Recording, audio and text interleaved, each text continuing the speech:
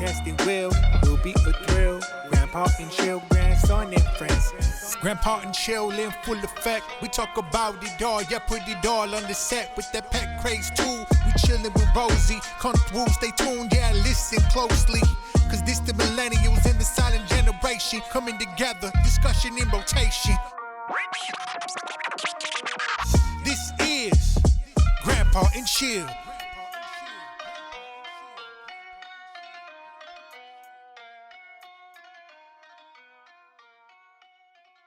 But I don't need to do intros. Carlen, could you go into the story that you're about to say about your wife? Yeah. In 1997, my wife was 50. She had turned 50 just 3 weeks prior, and she was diagnosed with early onset Alzheimer's disease. I was 52. Our 3 children, one was in high school and 2 were in college. If I had heard of Alzheimer's at that stage in my life, I just do not remember it. I certainly learned a lot about it since then, but it just caught us by surprise. And when we got the news, our life didn't get turned upside down. It imploded before us. I had a business magazine, a regional business magazine here in the Tampa Bay, Florida market. And Martha had been in politics, had been on the St. Petersburg City Council here in Florida in the mid-'80s. And the year before that she was diagnosed with this, she was running for an open seat in the Florida State Legislature. So she was very involved, very energetic, very outgoing personality, more so than I. And so it was just devastating to me, devastating to Martha. When we got home after getting the word from the doctor, well, let me tell you a little bit about the way the doctor talked to us. We'd gone in for testing 3 weeks prior to getting the results. And we liked that doctor. And he was very empathetic, and we thought we were going to see him again. But when we went back, he had been called out on an emergency, and a partner of his was there.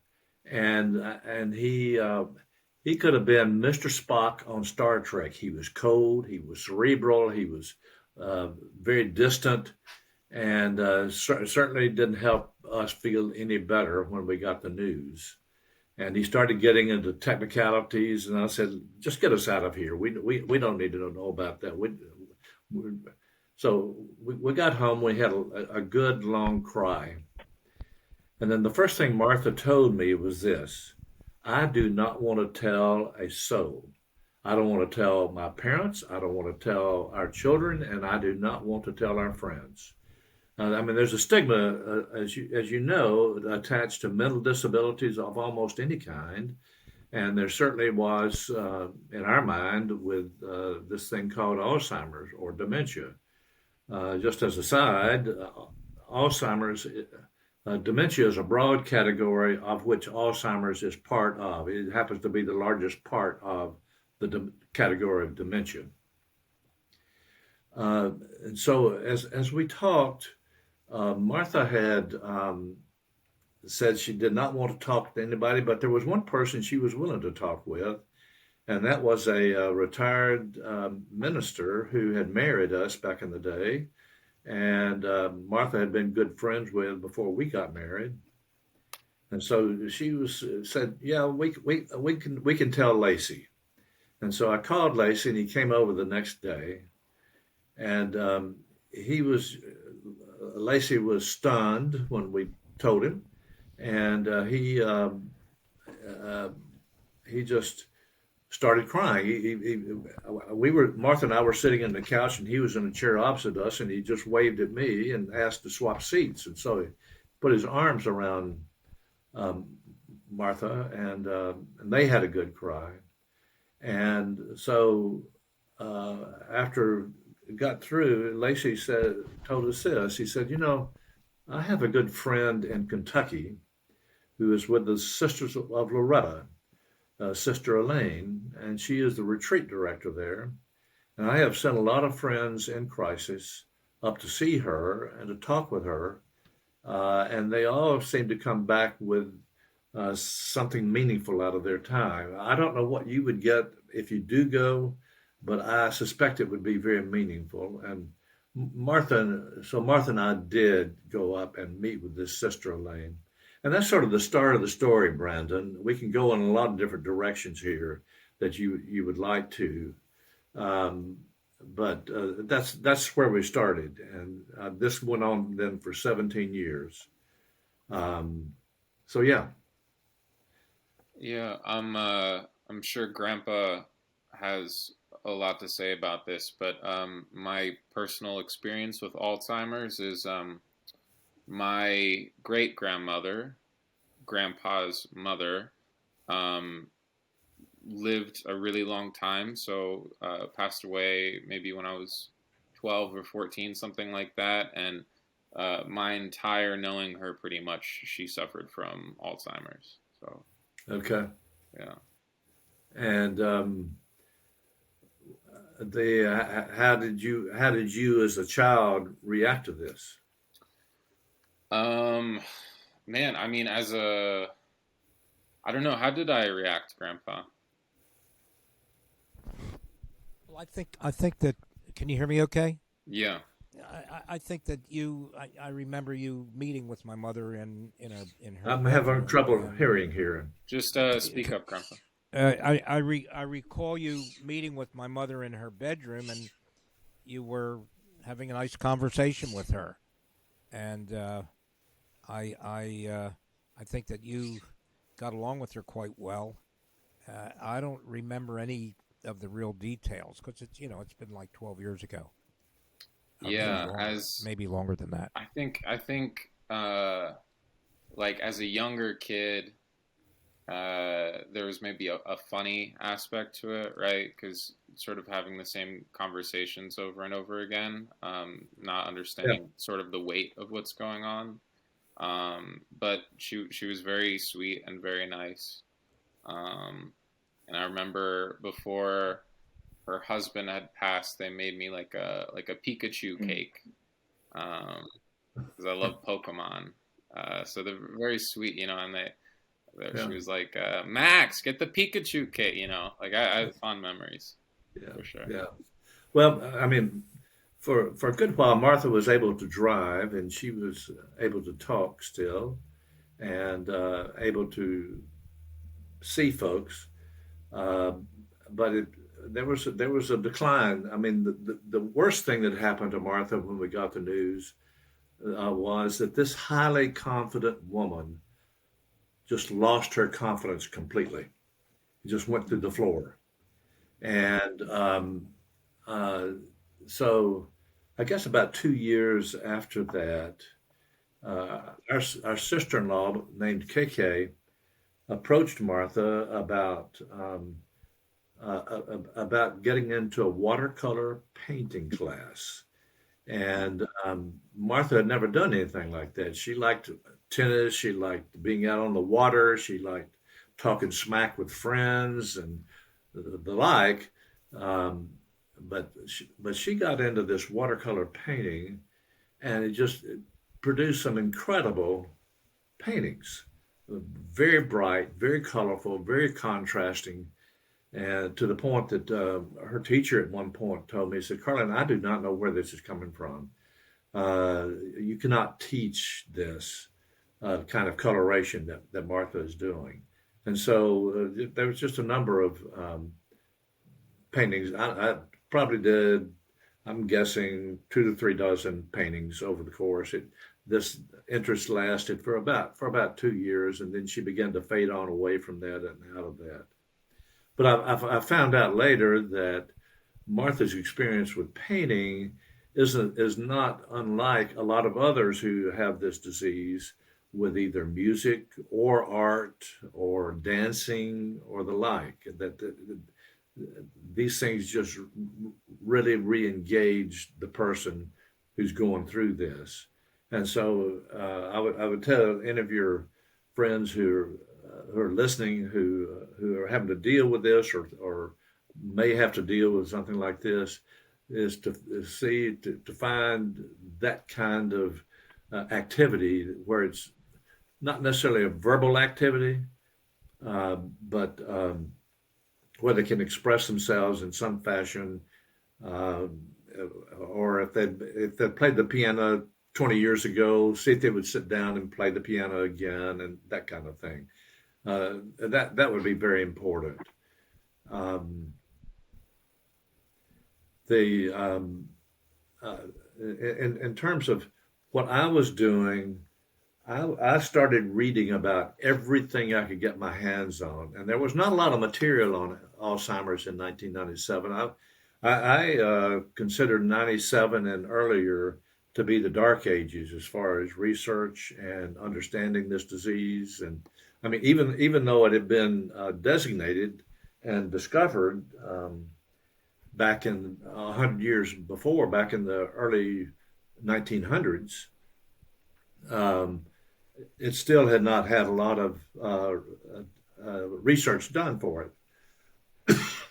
There were a couple of caregiver guidebooks out there that I read, but read a lot of other things. I was really intent on trying to trying to find a way out of this for us, and was hoping that we could find a way out of it. Um, so going back to excuse me, going back to our time that I spent with this sister Elaine in Kentucky, she was a very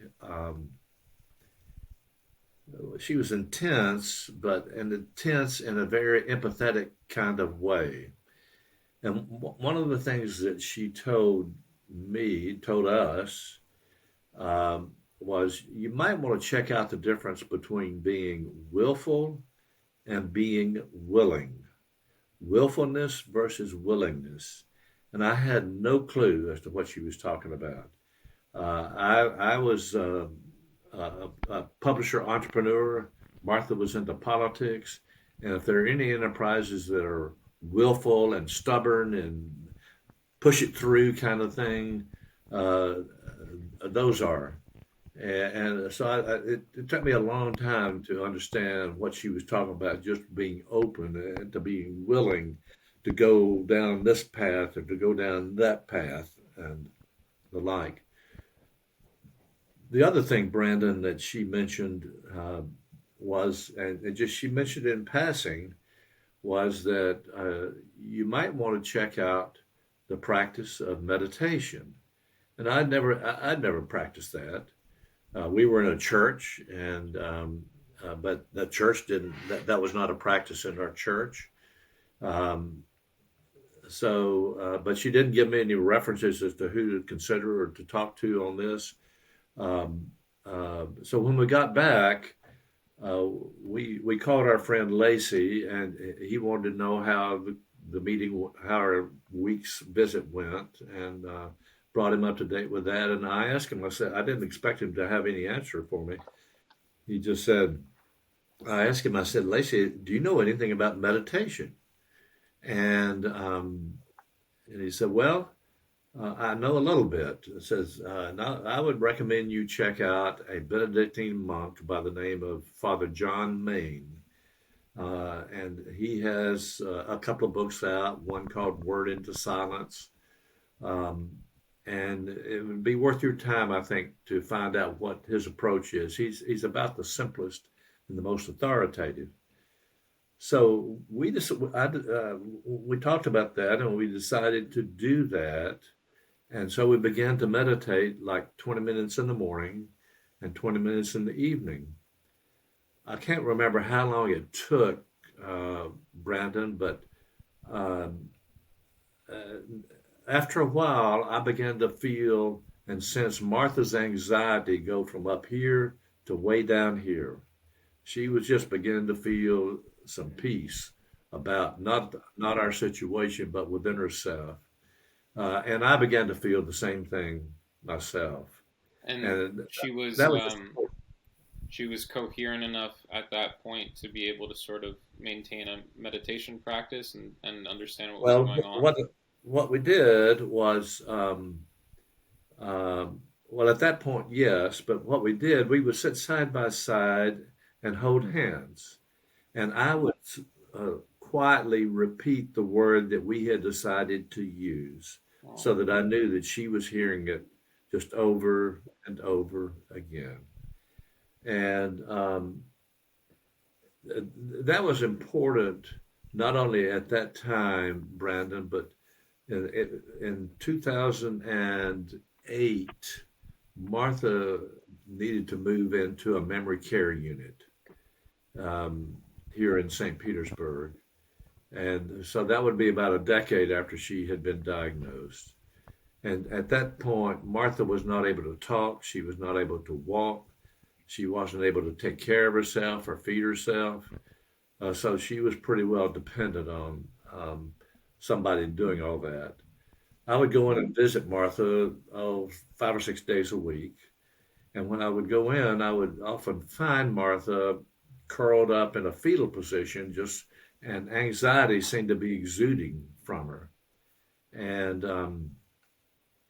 I would sit down beside her at that time, and slip my hand into hers, and then just quietly repeat our word that we had selected. And it wasn't long before Martha's body began to unfold, and she began to either she fell asleep, or she was looking out the window, or she was looking at me, and I just felt a peace, a presence develop sort of in her room there that I just haven't felt before or since. And so that was just very important in terms of helping me and helping her, I think, and I think our children helping them to get through this whole thing. Um, so yeah, that was an important aspect of what we were doing. Mm. Wow. Yeah. No. No. Tons. Cool. This is you answered so many questions that I had when I was writing as we were talking. You did it with such a great gentleness that you have. Can you hear me? Am I not speaking loud enough? Okay. Cool.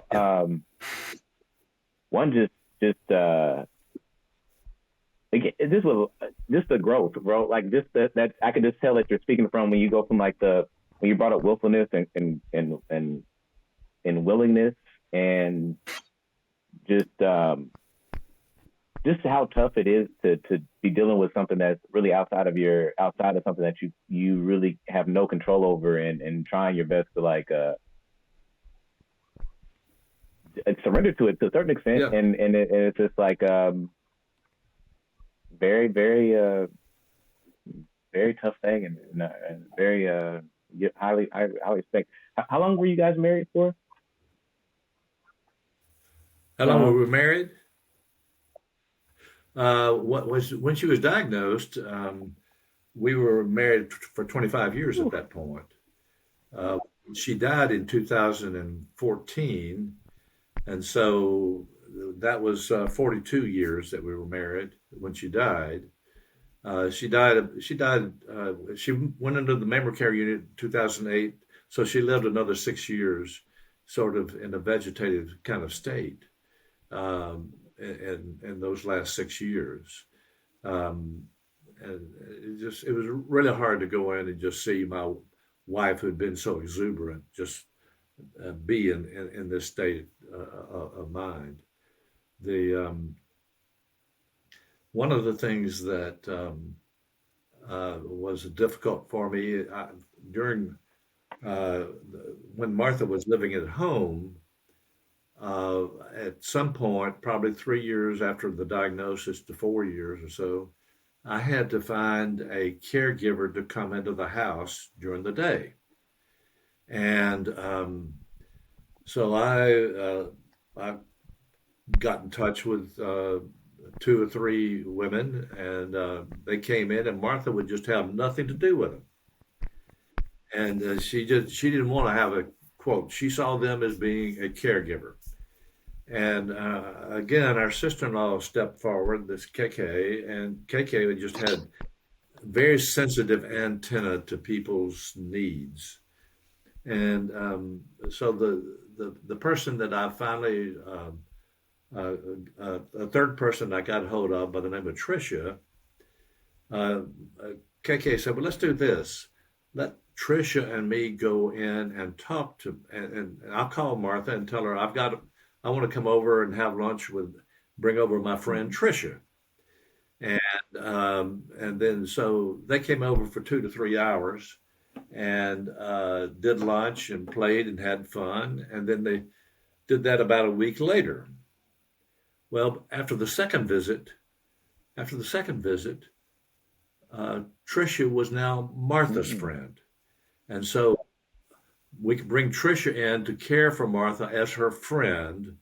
And that we got over that obstacle. That was a real obstacle in terms of trying to get a caregiver because I was still working full time and with the magazine and just needed to have somebody do that. Um, there were probably 4 or 5 incidents during these 17 years that were, I would say, among the hardest that we went through. Just to let you know, one getting the news on this, the diagnosis that was really tough. Another one was about 3 years after the diagnosis, I had to take Martha's car keys away from her. We I was riding with her; she was driving. She ran through a stoplight.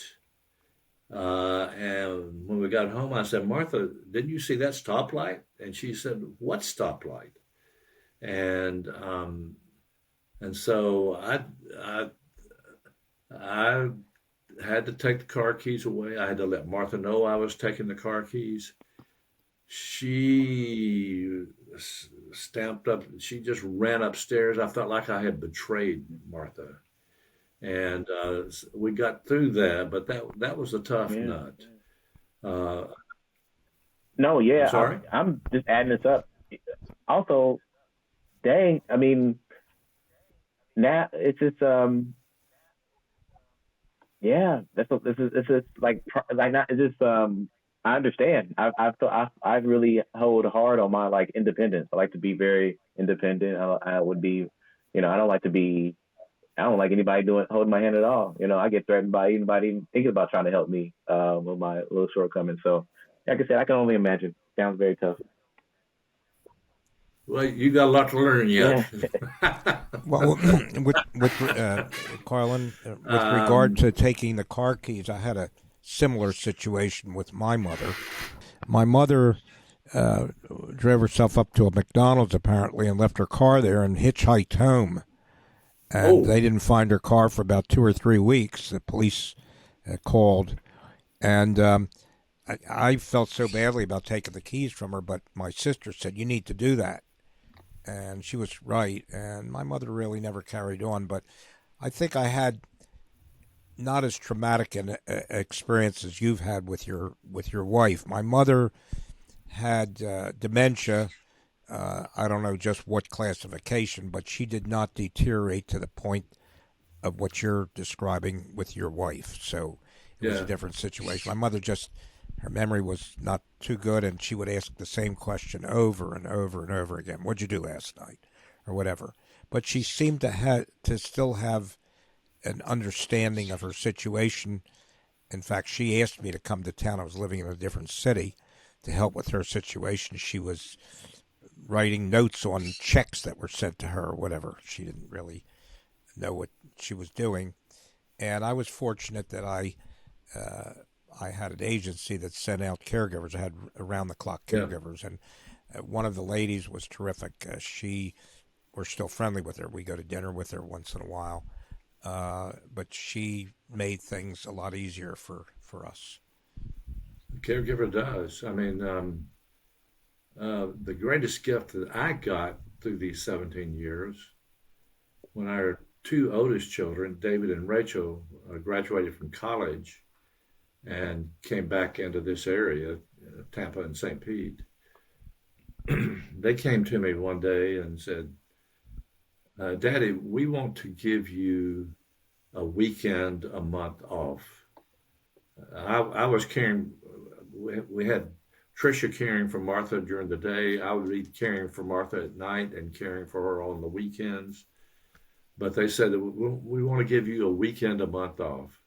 And that was one of the best things that ever happened to me, because I could have confidence that Martha was going to be taken care of. I usually spent those weekends at a nearby monastery where I could go up and yell at the orange trees and go walking and just venting and praying and doing whatever else I felt like I needed to do. And I would leave on a Friday afternoon and come back a little afternoon on Sundays. And our kids really had to grow up pretty fast in that situation, in our situation. Because the roles were being reversed. They were no longer the children. They were being sort of in a parental mode, with Martha being in sort of a childlike mode. So yeah, as you know, Grandpa, every situation is different. I mean, there's no two situations alike. I've written a book called A Path Revealed, How Hope, Love, and Joy Found Us Deep in a Maze Called Alzheimer's. Well, I don't expect people to have the exact same story as we do, but I'm finding, as I'm hearing from readers and from my blog on my website, that there's just connections being made. They've got their own story, but they're identifying with some of the things that we're going through and how we had to deal with it and how we had to address it. And so it's really important to share stories with each other. After Martha's diagnosis in '97, I asked the doctor about a support group. I couldn't find a support group. And he said, well, I know of one support group, but I wouldn't recommend that you get into it, because the caregivers there, their spouses or their loved ones are all pretty well advanced in an advanced stage with Alzheimer's. And I think it would depress you more than it would help you. So I didn't get into that, and I couldn't find anybody else sort of in a comparable stage as ours.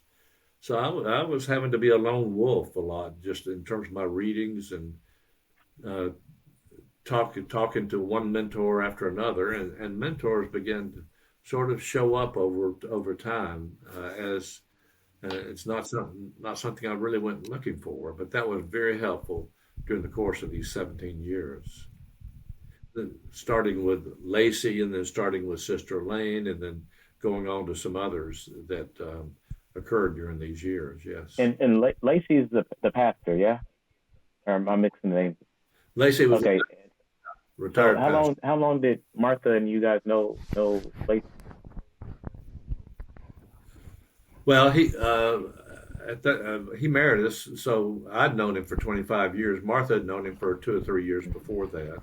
She was in St. Pete. She grew up here in St. Petersburg. I grew up in Tennessee. You may be able to tell by my accent. But she had known Lacey 2 or 3 years before we got married. Then he baptized a couple of our kids as well. So we were very close with him, and he was just a very impressive kind of guy. Just had a lot of character about him that really drew me to him, and I think really drew Martha to him. No, because it's good, because let me see. I wrote down some earlier about just the shame of mental illness and of having some type of anything going on. You know, one of the bad things about shames is like it isolates you, but you need like connection to make you not shame about it. You gotta like you have to let people know so they can be like, hey, it's not that deep. Um, but it's so hard because shame also makes you feel like you're the only person dealing with this problem. So, um, Well, yeah. yeah. So, yeah. Well, I mean, Martha lost a handful of friends after she was diagnosed. They just did not because they wanted to be with her. They just didn't understand. They didn't understand what to do or how to do it, and I didn't understand really how to encourage them to do it. Um, uh, this was way past the time it would have been of help to me. But one thing that I found that I was reading about someone else doing this. I mean, we would be out in public, and Martha could say something embarrassing or do something embarrassing, and it was just sort of, what do you do? And just very awkward. And um, what I read about, and I said, boy, I wish I'd found this a lot sooner. Uh, this person had printed up a business card size card, and it said, "My wife, thank you for thank you for your kindness. My wife has Alzheimer's, and I appreciate your recognizing that and just not making a big issue of it or something on those terms." And he would just, if he got into an embarrassing situation, he would just hand them that card behind his wife's back, and that would just sort of resolve the embarrassment of the moment. That would have been, because you didn't want to try. I didn't want to try to tell people in front of Martha, well, Martha has Alzheimer's, and this is the way. This is why she's acting the way she is, and not being normal or anything. So that was a great idea that I discovered, but it was too late for our situation for me to take advantage of that.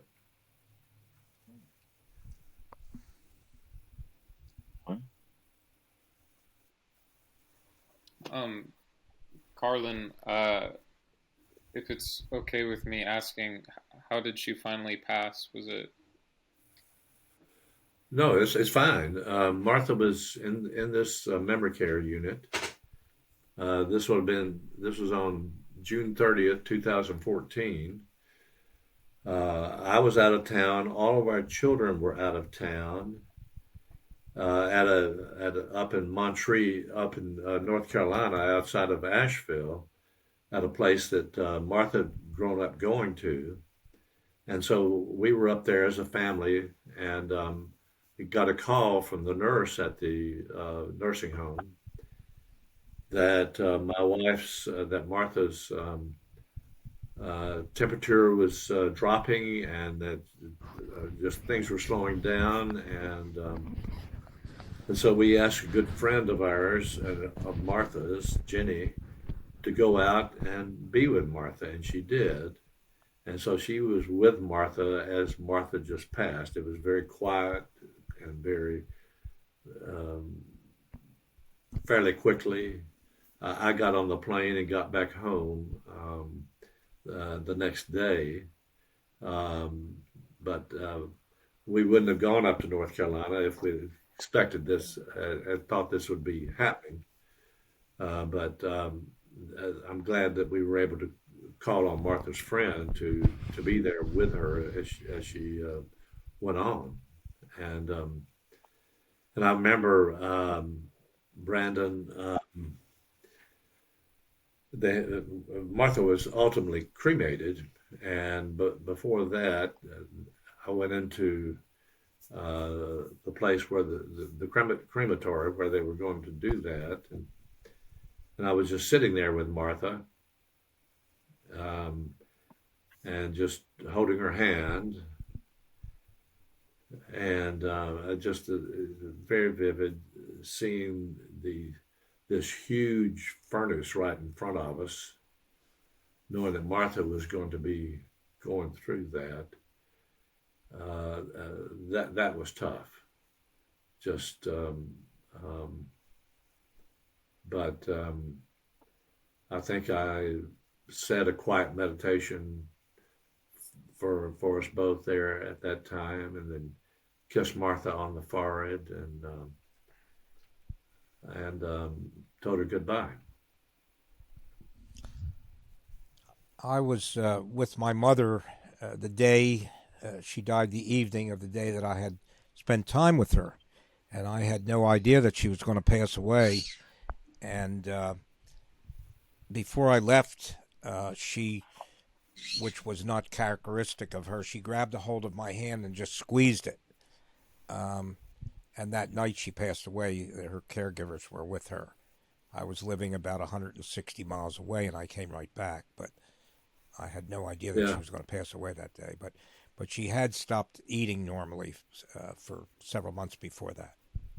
Yeah, it just you always regret not being at the side. I always regret not being at her side, but it is what it is, and I just had to deal with it. And so yeah. Well, it just seemed to me from my mother's action that she kind of knew that she was going to leave this reality. Yeah, you could tell that. Yeah, I've read that about a lot of situations like that, Barton, and it just the passing is not easy. It just. You had mentioned that your wife showed a talent for painting up until she got into a worse condition, and it's interesting. You hear about that a lot. I'm sure you may have heard about Tony Bennett. He has Alzheimer now, but he can remember the music that he sings, but he can't remember normal events that are occurring in his life. Yeah.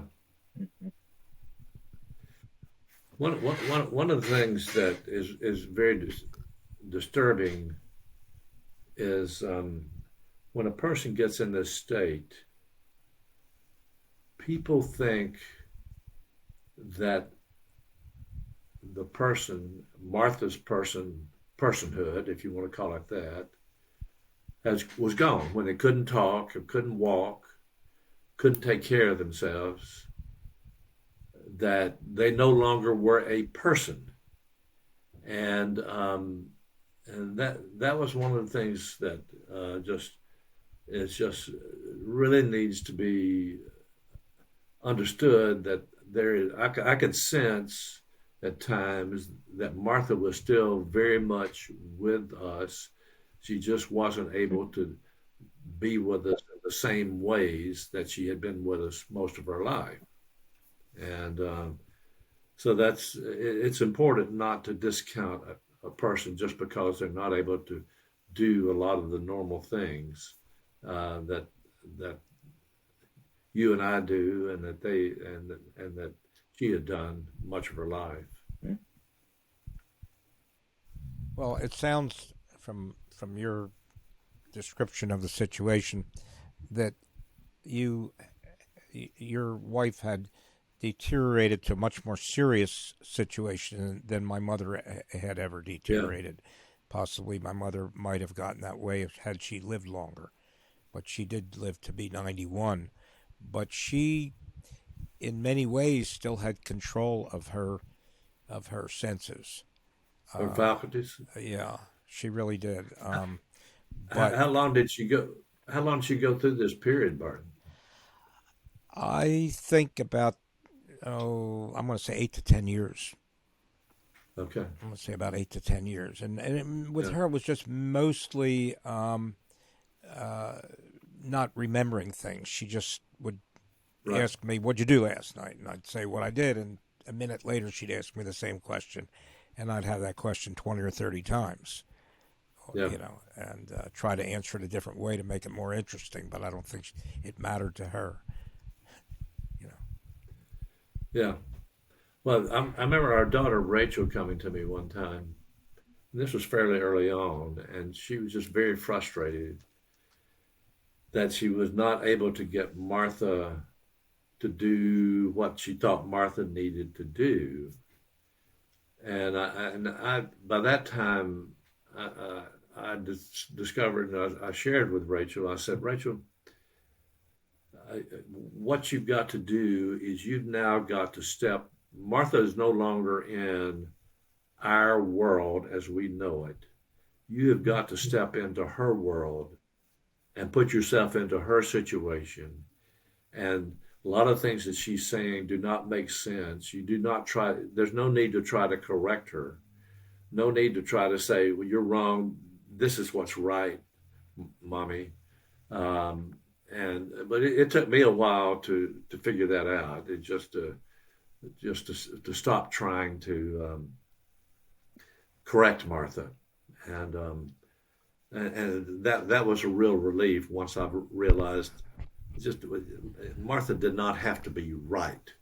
And you're looking at a guy right now that is tried to be a perfectionist most of his life, and sort of a trait of self-righteousness in there. And so that was hard for me to go through that kind of change. And that's where I identify with what Sister Lane told me early on. Just you need to learn to be willing, Carling, and don't be so willful about trying to impose your thoughts and your ideas on the situation with Martha, because it's going all you're going to do is frustrate her and frustrate yourself. And that was an important lesson for us to learn.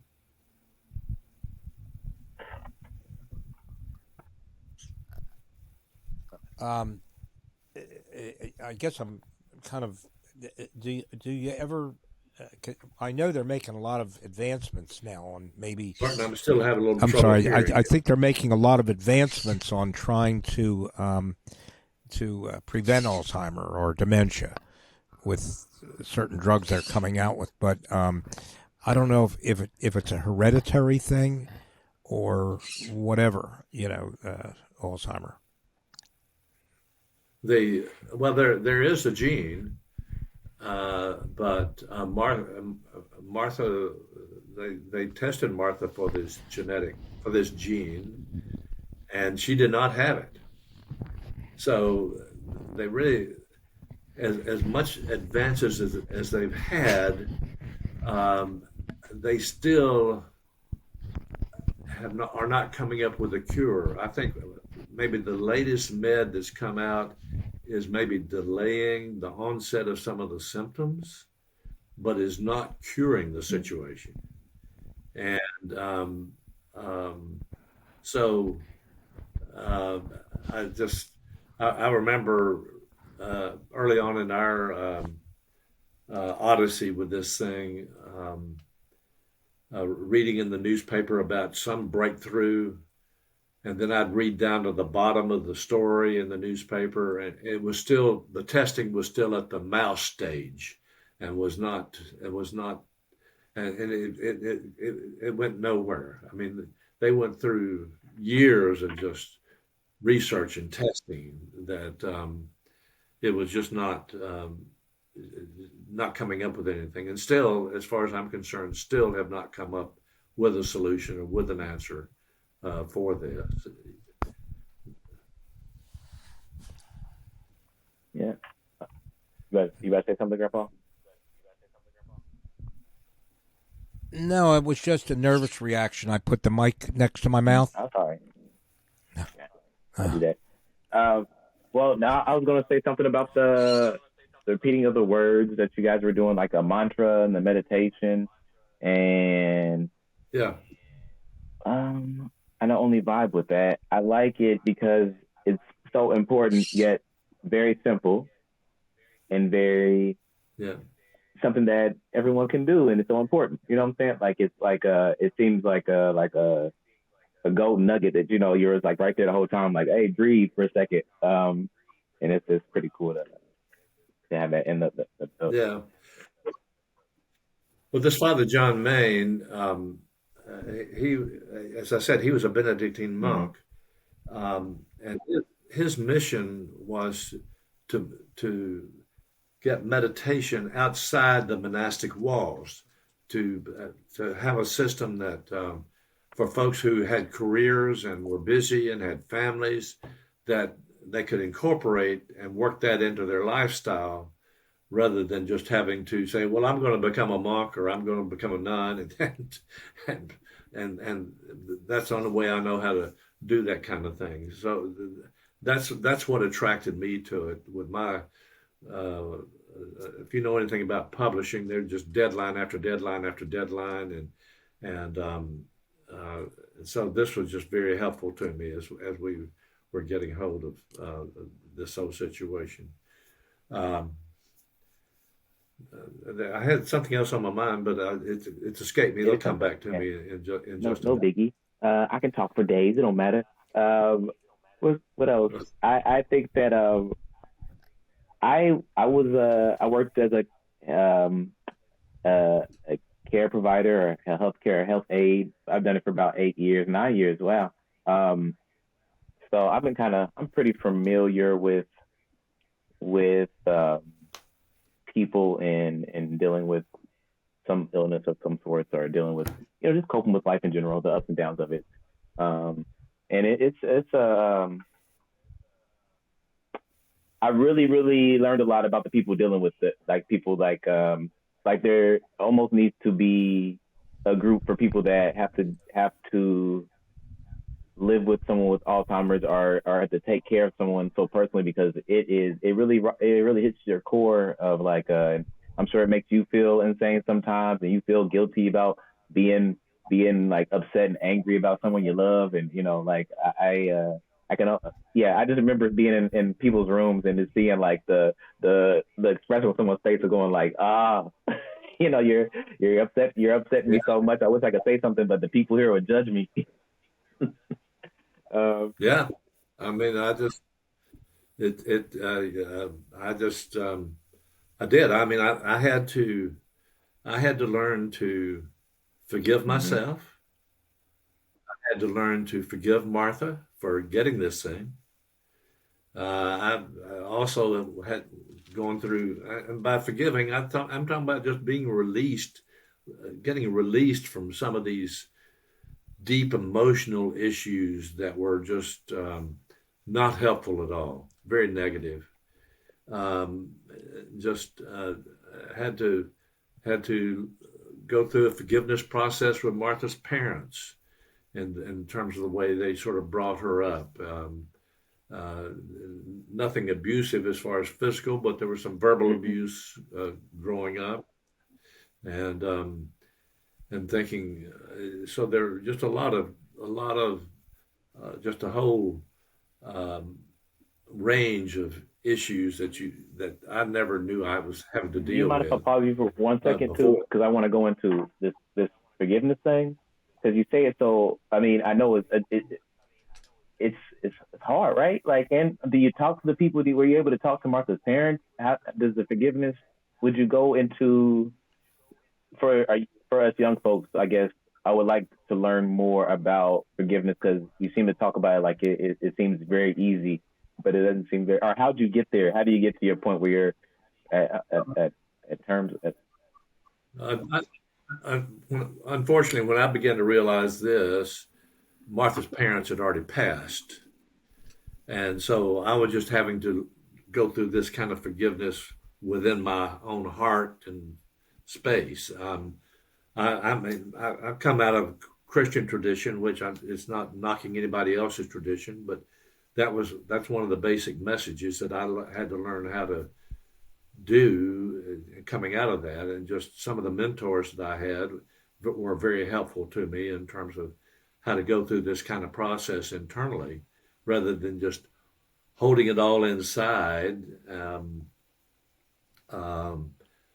Just going up to the monasteries on the weekend, one weekend a month, as I mentioned to you, was very helpful, because just to be able to go up there and vent and just yell at the orange trees. I mean, they didn't talk back to me, so that was good. And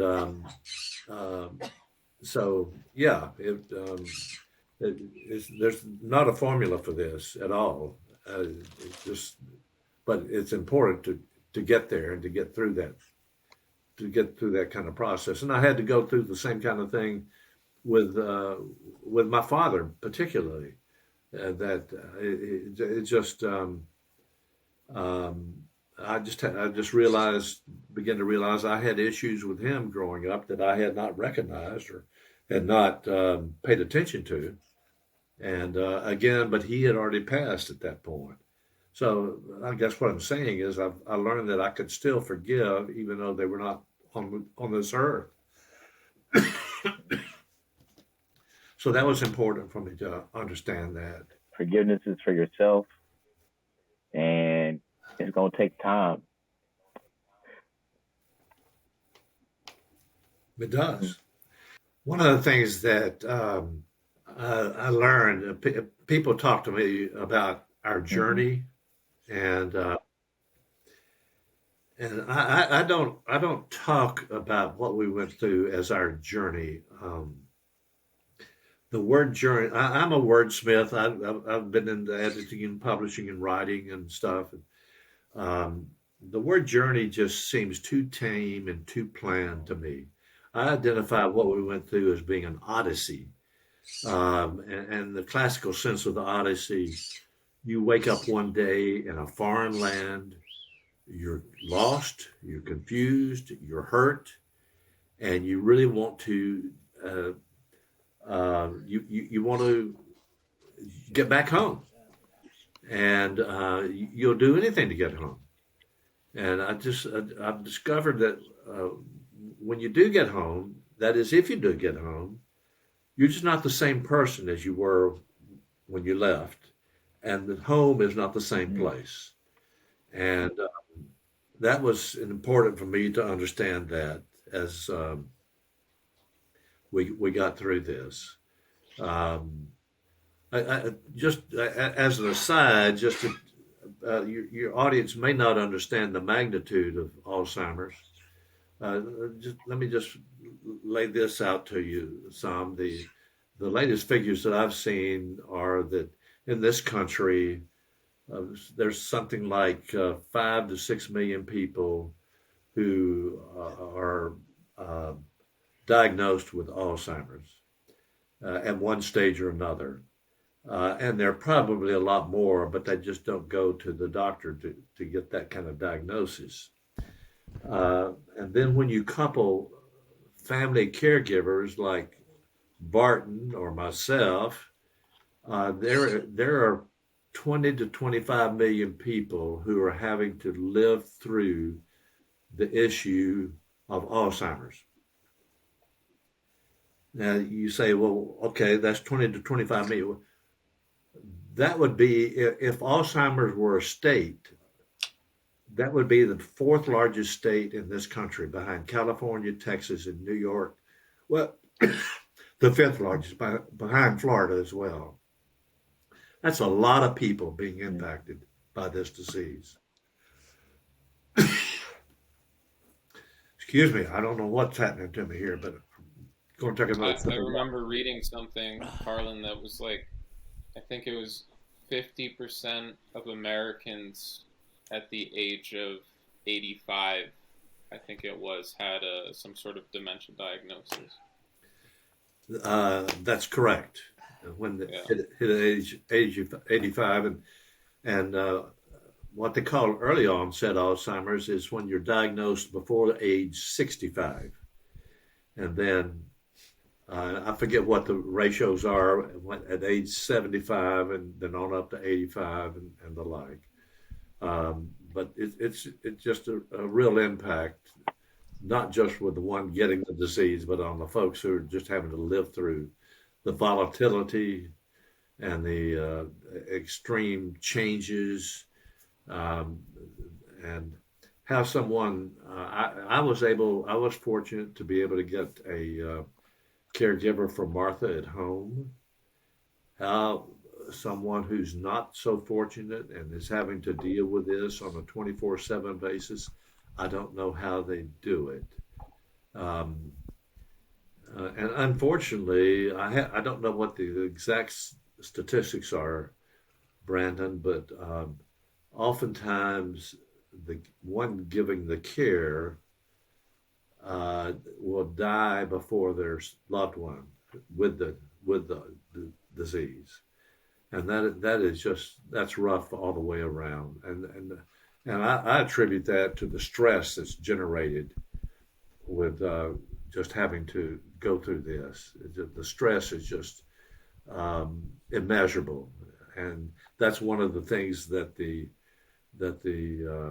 meditation really helped me with. It was just de-stressing, and it's just really important to de-stress it. And with this kind of crisis, or really any kind of crisis that we're going through. I mean, the book that I wrote is not a caregiver's guidebook. It's called A Path Revealed. It's on Amazon, or primarily Amazon. You can find it there. The book that I wrote is not a caregiver's guidebook. Alzheimer's is not the focus. Alzheimer's is the context. The focus is the odyssey, or the journey that we went through, a spiritual odyssey that we went through in terms of just learning how to deal with a crisis like this. And I've had enough feedback from friends and folks that that it's not their story, but they identify with this with our story enough that it really helps them in some way, and I don't know totally how it helps them, but it seems to really help them. I do have a blog, Brandon, on my website. It's www.carlenmaddux.com, CarlenMaddux.com, and I have a blog that I've put posts up on, and I interview other people like you're interviewing me. I interview folks who are having to deal with this, and what do they go through, and their stories are pretty profound and the like. If someone is interested in checking that out. Yeah, and everything will be linked in the show notes, Carlen, as far as links and where they can buy the book and all that kind of stuff. Okay. So, all right. yeah. Cool. In your talks with these other people, I'm curious, like, what is the biggest thing that you've learned?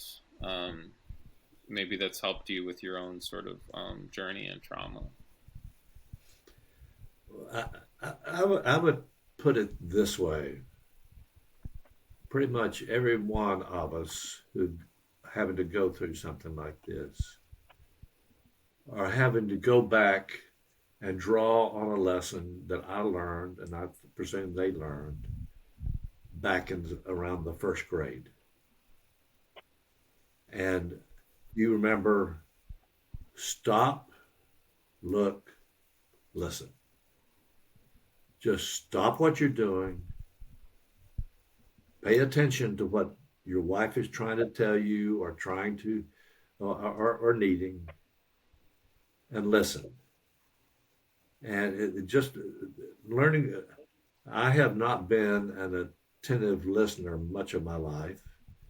That was just a very important lesson that I've had to learn, and a lot of other people that I've talked with have had to learn as they're dealing with this situation. Because in normal human conversations, you're talking, I'm talking, we're back and forth. We think we're listening, but we're not listening, and whatever else. But it just really has to. I really had to stop and pay attention, and then try to make some decision about what was needed, or what Martha wanted to do, or the like, and it's just not an easy thing to do. Does that resonate with you, Grandpa? Absolutely, yeah. I think it. I think when you're young, you're more like you're more into your own situation, and I think maturity helps you to have more. I guess it's compassion for other people and what their thoughts are. Yeah, I think that's part of maturity. But like I know, I do some engineering of audio, and like now I've got a lot of knobs and buttons and everything, and sometimes I can't remember which button does what. And I walked in in the room to get myself a drink, and I forgot about coming back in here. So I don't know. But you know, I wonder. I think with age we all lose. Maybe not everyone, but I know that I've lost a little sharpness in my memory. I guess what Yeah. I'm kind of saying. I, I, I try to remember somebody's name, and it'll come up later after I've seen the person. They're long gone. Oh, that's her name or his name. But yeah, it just Did did you guys get tested for this gene? You were saying that there was a test or something that your wife did. Have you done it yourself? no, I did not get tested, and our children have not gotten tested. And there's it's a double-edged sword, Brandon. If they're healthy and they find, oh, I've got the gene, then suddenly this sense of gloom, this sense of fear begins to descend on you. And so each person just has to make up their mind as to whether they want to go through that kind of testing while they're healthy and the like. And our children are showing no signs of it at this point. They're range from 42 up to 47, and the 42 and 45 and 47. And What are those signs that you're talking about? well, in terms of with Martha, the year before that she was diagnosed, um, she was running for an open seat in the Florida state legislature. I told you she was involved in politics. This was the biggest example that I remember. She was at an event that was the most important event in this whole campaign with the three other people who were running for this seat. And I've seen Martha in those public settings many times before, and she handled the questions just fine. And she was very direct, and she was, if empathy was required, she was empathetic. But in this day, this would have been in July of 1996. On this day, Martha had to ask for every question to be repeated. And then when she gave a response, her responses were off about 10 to 15 degrees. They just didn't quite make sense. And we got home, and I said, Martha, what was going on up there? And she said, what are you talking about? I thought everything went just fine. And I had worked for our local newspaper here and found out later I hadn't gone to all the meetings that Martha was speaking at, but talking to some of the reporters who were covering that race, I found this out years later. They were coming back in and saying, "What's the deal with Martha Maddux?" They just Martha wasn't making total sense on things, and this would be a year in advance of the diagnosis. And it took us a while to get Martha in to get a diagnosis. So it was in September of '96 that Martha lost this race by 20 votes. And that disturbed her a lot, and me too. But in hindsight, I'm glad that she did lose. But from that time until July of '97, we couldn't get Martha in to see the doctor. Finally, she went in to see the doctor in July, and she went in by herself to go through the testing and whatever. And so I came home and I said, how did things go? And Martha said, well, the doctor was just taking too long, so I left. I said, oh.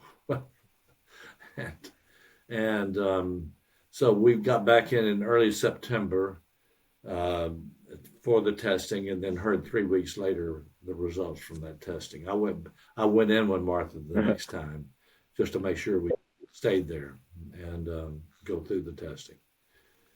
And the testing had different kinds of things they were testing for, but what I would say, ask Martha who was the president of the United States, and being political, you would think she would know exactly who the president was, but she was having to hem and haw and couldn't pull up the person's name, asking you to start at 100 and subtract by 7 and go down as far as you can, 100, 93, 86, 59, and go on down like that. And she wasn't able to do that. And so there were some, she wasn't passing those tests real well. Yeah. I guess this question's for Grandpa and Carlen, but if you could go back to that time, like before these diagnoses or having dealt with all this stuff, like what advice would you give to your younger selves? That's interesting. I have written 2 or 3 posts of what would I I'm 77 now and I'm working on one now. What would I at 77 tell myself at 47? Sure. I haven't gotten real far on that, but and I did it at different ages. I would tell myself now to take time, and you're working so hard, Carlen. You're trying to keep this magazine alive. Stop, and just whenever you start feeling stressed, just take some deep breaths. Go take a walk. Just get your mind recollected.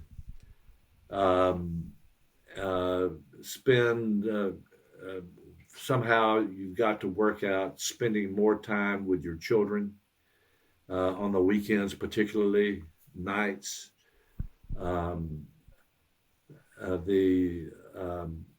Spend more time. Take Martha out on dates more frequently. In other words, if you were talking in religious terms, Brandon, take a Sabbath, take a break, and if you haven't learned about meditation by that age in your life, Carlen, learn about it. But it was pretty foreign when I was growing up, and where I grew up in Tennessee, and nobody ever heard of meditation. But it's just very important to learn to relax when things get really tense, when fear begins to seep into you.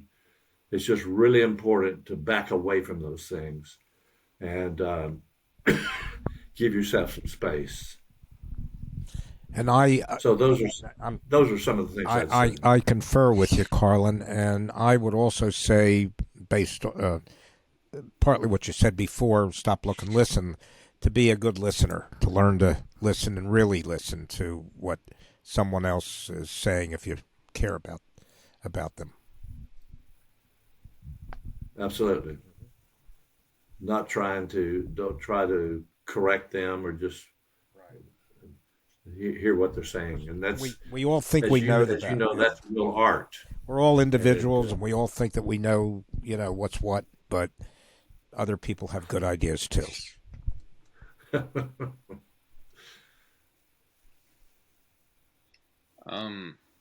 It sounds like this really. Well, one, it sounds like you're very career oriented, right? I was. I'm retired at this point. Yeah. Yeah. Grandpa was as well. And it sounds like maybe this shifted your priorities, or maybe gave you more clarity on like what is actually important in life. I think that might be a good lesson. that would be an excellent lesson. But as we all know, that is a lot easier to say than to do. Yeah, sure. um, because it's almost like I didn't know I need this stuff until I got hit between the eyes by a bat, and it just boom, and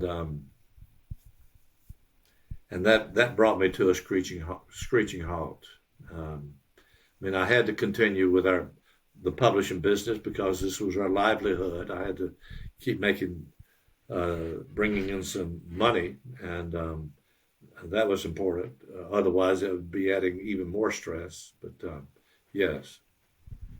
You forget what's important to you in life. I've had some problems with my internet and TV and Wi-Fi service. And yesterday, everything went out totally. Couldn't make a phone call. Couldn't watch TV. Couldn't do the internet or anything. And we live in that world now. And when it's all taken away, you're really baffled by it all. My wife started reading a book, which she hasn't done for a while, but fortunately, it came back on. Well, maybe karma is out there telling us something, Barton, that you just need to be quiet and still there for a while. Yeah, well, disconnect from the world. The creator's mind is always running the show. Yeah.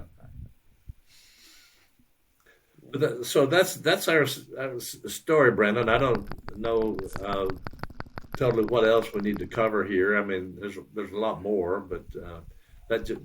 We only have a few minutes left, and we always do last thoughts on the show. So maybe that could be a good way to sort of wrap things up. Unless you had anything else you wanted to tackle before we do that. Well, one of the things that I did with our children, I began to keep a journal almost from the beginning, not because of spiritual reasons, but because I had so much information coming at me from so many different angles. I had to just write it down and get it down so I could refer back to it. And I wound after a decade, when Martha moved into the nursing home, I stopped writing, but I had 14 volumes of this journal.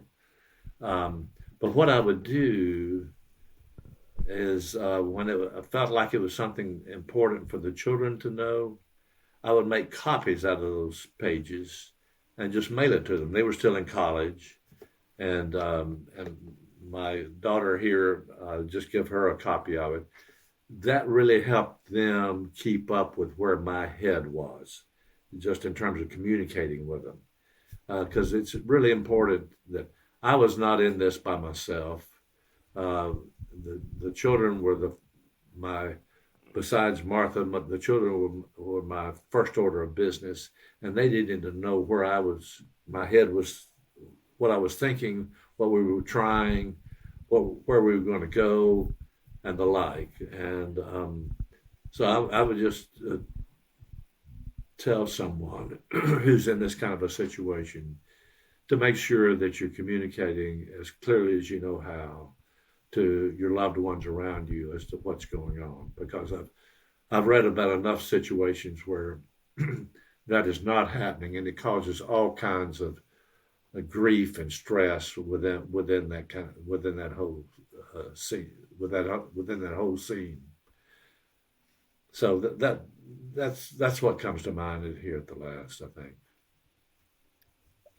And would you say that loved ones, family, and such is that the most important thing coming out of this experience?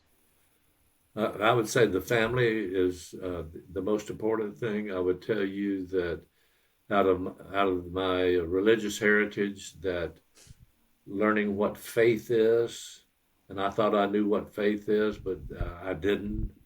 Learning how to trust something that is beyond me, and I had enough situations that seemed to help me get through that so the family and trusting my God to help us get through was just really important. Yeah. Beautiful. Thank you. What about you, Phines? What are you thinking about right now?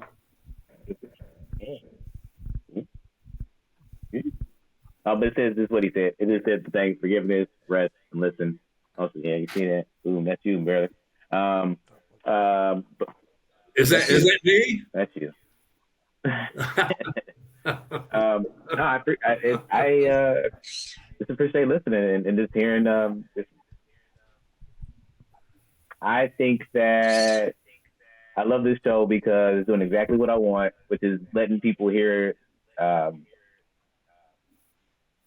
these stories and they get affected by them. Like, like how to put the stories. I ultimately want people to treat people that have any type of illness with the same respect and like everyone deserves. And I think a good way to do that is by letting people that have been affected by it or live that life be able to speak and have a platform for it. So kudos to us and kudos to Clarence for being out here. I appreciate you. So that's my that's my final words tonight. Thank you. Grandpa? My shallowness, I like your hair growing back. or lack thereof. Are you talking to me? Is that a change? Yeah, I did get something out of your program, and many things that you said I related to, and the idea of stop, look, and listen. Yeah, it's an important. Yeah. You forget that, but that's what we were taught as children. And very enjoyable listening to you. Thank you. And for me, Carlen, I think I think this might be the longest time period since a planning of an episode to actually having it come to fruition. So I'm very happy that we made this happen after so long, because it was a really beautiful episode. Okay. And I'm just really grateful. It made me very emotional hearing this story. So, and I think it can really help people. If you could tell everybody, and it will be in the show notes, where to find your book one more time, where to find all of your TikToks, I'm sure that you have, all that kind of stuff. I'm not a big social media kind of guy. The book is it can be digital or hard copy on Amazon, and you can Google some other online bookstores and we'll find it there. That's the main place to go for that. Again, my blog is on my website at Carlen Maddux, CarlenMaddux.com.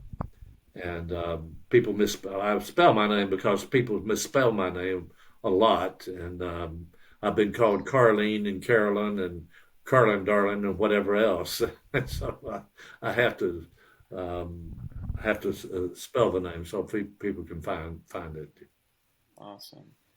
CarlenMaddux.com. Thank you so much for coming, Carlen. Really appreciate it. And happy holidays to everybody. Happy holiday. Yeah, final episode of the year, 2022. Okay. Really appreciate it. Merry Christmas. Love you guys. Yeah. Have a happy Have a good one.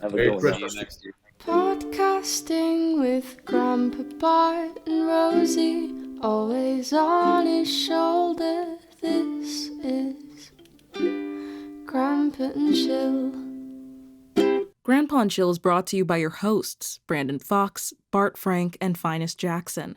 Our producer is Sierra Doss. To watch and listen to full episodes of the show and follow us on social media, visit grandpaandchill.com. That's grandpaandchill.com.